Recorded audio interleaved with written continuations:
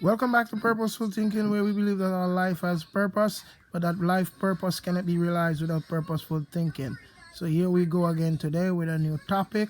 Let's remember to subscribe, to press like, to leave your constructive comments so that we can build a better way of thinking.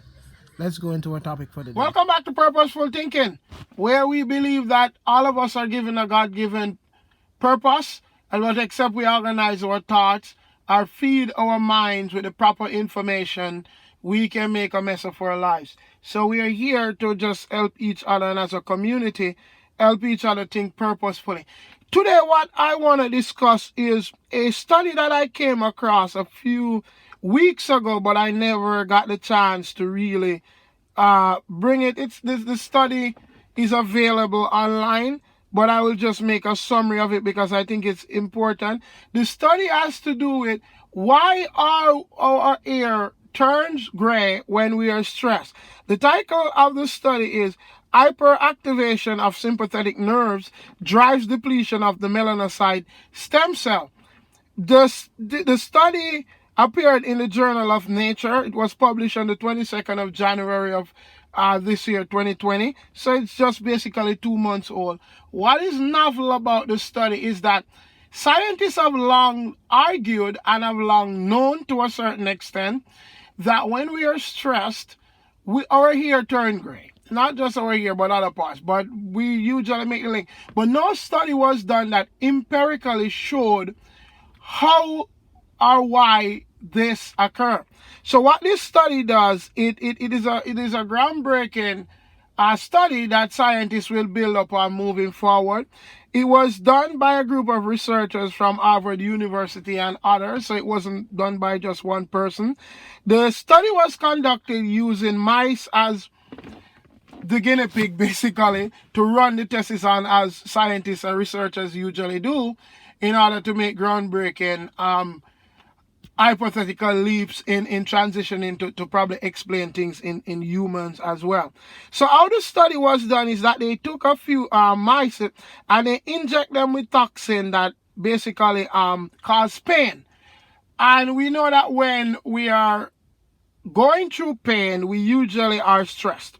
So when the researchers injected the mice with the toxin that induced the pain, they noticed that within a 4-week period, the fur on the mice started to get white.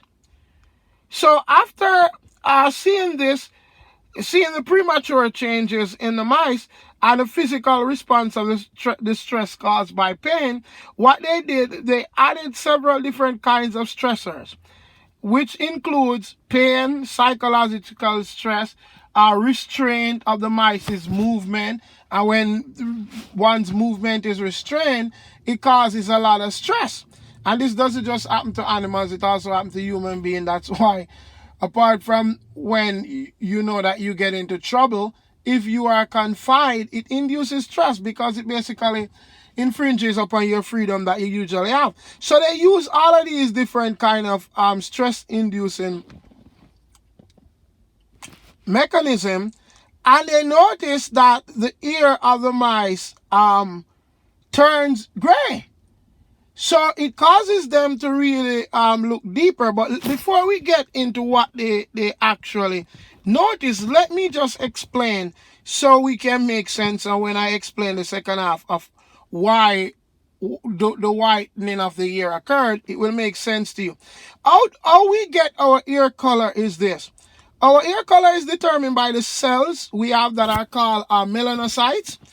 They are responsible for the production of melanin, and melanin is responsible for our ear color and our skin color. So melanocytes is responsible for the production of melanin, from which we get our skin color and also our ear color. Our ear has its color because new melanocytes are made from melanocyte stem cell that lives in our ear follicles at the base of our ear strand.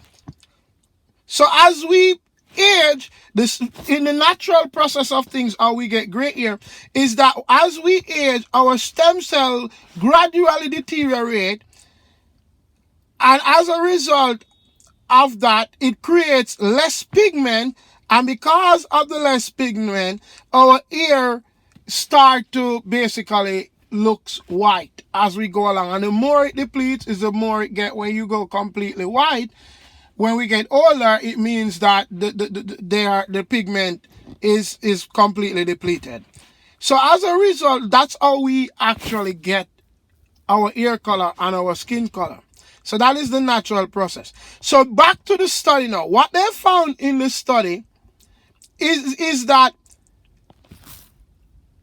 the mice were not aging at the rate that they were graying, because this is just a 4-week period. And the mice are actually showing signs of a well-aged mice. So this is what they noticed that while the mice experience stress, their sympathetic nerve cells was activated, and upon activation, it triggered the release of neurotransmitters known as neuroadrenaline. The release of the neuroadrenaline causes the removal of the pigments from the ear follicles, and this is why they started to get gray. So what happens is that the neurotransmitters are sending signal to the ear follicles that deteriorate the creation of the pigment that give the fur of the mice the black or whatever gray color it has, because as we know, some mice are gray and not necessarily black at their inception. So this is what is responsible for our ear becoming gray when we are stressed.